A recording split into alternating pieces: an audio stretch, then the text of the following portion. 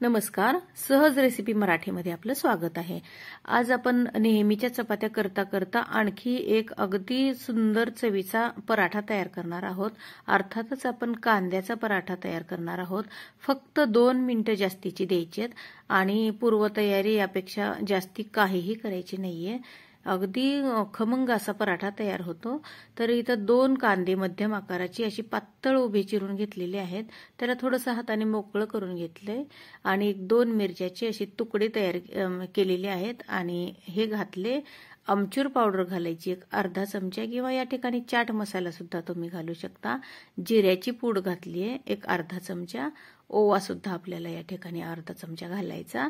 यापेक्षा जास्तीचे मसाले तुम्ही काही वापरणार असाल तर ते सुद्धा आवडीप्रमाणे घालू शकता।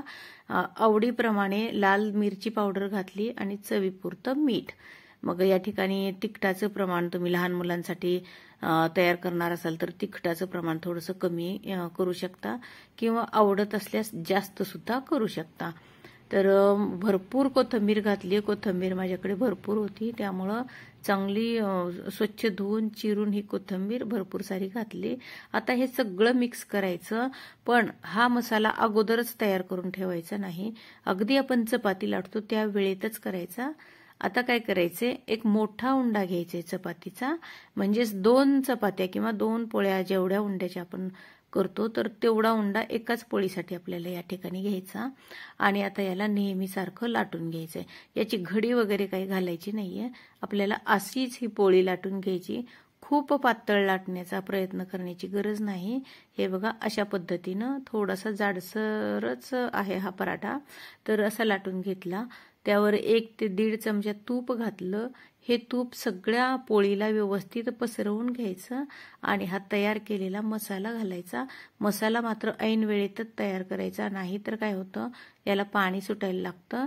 आपण मीठ घातले, आमचूर पावडर घातली तर त्यामुळे याला पाणी सुटतं आणि मग ते ओलं होतं, मग मात्र पराठा आपल्याला व्यवस्थित तयार करता येत नाही।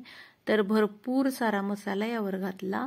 आता याची अशी गुंडाळी तयार करून घ्यायची, थोडीशी अशी घोळवून घ्यायची दबत्या हाताने आणि आता याला हे बघा अशा पद्धतीनं पुन्हा याची अशी गुंडाळी करायची। हा उंडा आता आपण कोरड्या पिठीमध्ये म्हणजे गव्हाच्या कोरड्या पिठामध्ये गुंडाळून घ्यायचा आणि हा उंडा आता असा उभा ठेवायचा। हे बघा अशा पद्धतीने थोडासा दबता ठेवायचा आणि याचे आपल्याला 2 भाग करायचे। हे बघा सुरीच्या साहाय्याने समान 2 भाग याचे आपण केले। एका बाजूने हा मसाला दिसतोय आणि दुसरी बाजू बंद झालेली आहे। तर थोडंसं हाताने गोलगोल करून घ्यायचं आणि ज्या ठिकाणी मसाला दिसतोय त्यावर थोडंसं कोरडं गव्हाचं पीठ घालायचं आणि याला थोडंसं असं जाडसरच लाटून घ्यायचं। खूप जास्त पातळ लाटायचं नाही।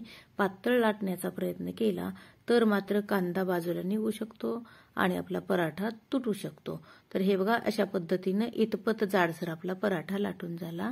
आता काय केले, तवा तापत ठेवलाय, गॅस मध्यम आहे, त्यावर 1 चमचाभर तूप घातलं आणि यावर अलगद हा पराठा घालायचा। सुरुवातीची बाजू आपण एक अर्धा मिनिट भाजून झाली की याला पलटून घेऊया। पुन्हा चमचाभर तूप यावर घातलं आणि पुन्हा याला पलटून घेऊया। दुसरी सुद्धा बाजू आपल्याला चांगली खरपूस अशी भाजून घ्यायची आहे। दुसऱ्या बाजूला सुद्धा तूप लावायचं आणि हा खरपूस पराठा भाजून झाला, अगदी चविष्ट होतो। दोन्ही पराठे आपण भाजून घेतलेले आहेत खरपूस। हे दिवसभर मऊसूत राहतात आणि डब्याला सुद्धा आपण देऊ शकतो। अशा पद्धतीने तुम्ही सुद्धा एकदा करून घ्या आणि तुमचे अनुभव माझ्यासोबत नक्की शेअर करा। व्हिडिओ आवडला तर लाईक करा, शेअर करा आणि आपल्या सहज रेसिपी मराठी या चॅनलला सबस्क्राईब मात्र नक्की करा बरं का। नंतर भेटूया अशाच एखाद्या छानशा रेसिपी सोबत। धन्यवाद।